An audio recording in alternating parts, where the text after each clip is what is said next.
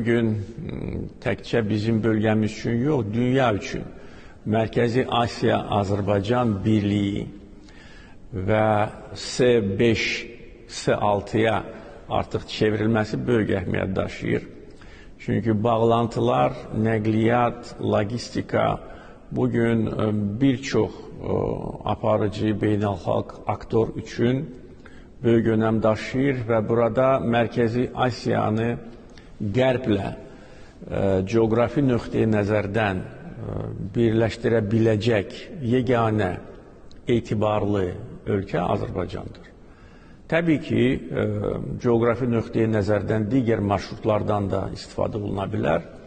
Ancaq mövcud geosiyasi vəziyyəti nəzərə alaraq tam qətiyyətlə deyə bilərik ki, Qərb üçün alternativ marşrutlar məqbul sayıla bilməz.